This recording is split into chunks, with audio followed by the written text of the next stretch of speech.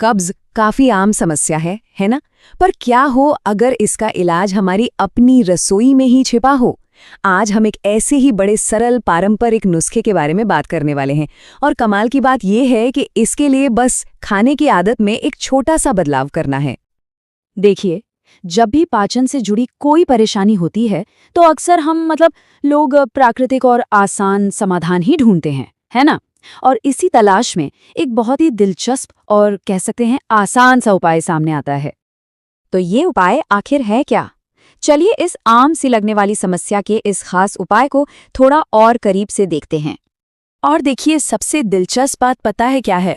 ये कोई दवा या कोई मुश्किल इलाज नहीं है। नहीं, ये तो बस रोज के खाने की आदत में एक बहुत ही छोटा सा मामूली सा बदलाव है जिसे कोई भी बड़ी आसानी से अपना सकता है।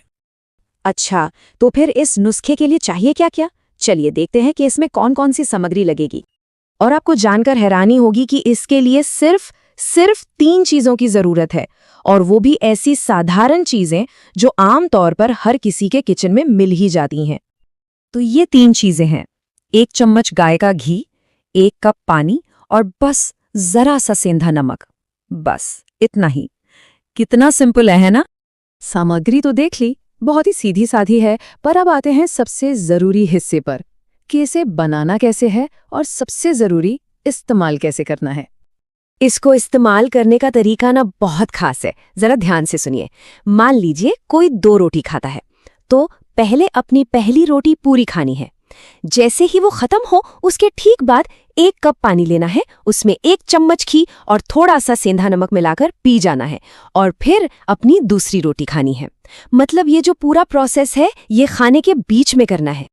और हाँ, एक बहुत जरूरी बात, ये कोई एक दिन का उपाय नहीं है। मतलब सोर्स के मुताबिक अगर आराम चाहिए तो इसे अपनी रोज की आदत बनाना होगा, किसी दवा की तरह नहीं बल्कि आदत की तरह। पर अब सवाल ये उठता है कि घी, पानी और नमक का ये इतना साधारण सा मिक्सचर आखिर काम करता कैसे है?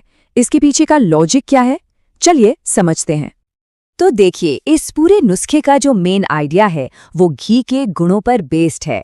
सीधे सीधे कहें तो घी जो है वो स्टूल को नर्म करता है और बाउल मूवमेंट यानी मल त्याग को आसान बनाता है।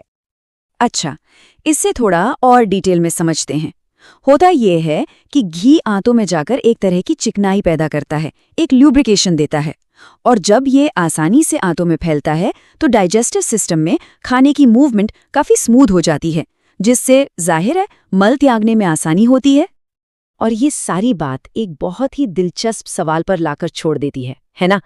कि हमारे रोज के खाने में, हमारी अपनी किचन में सेहत के न जाने और कितने ऐसे राज छिपे होंगे। ये वाकई सोचने वाली बात है। क्या पता जवाब हमारी सोच से भी कहीं ज्यादा करीब हों।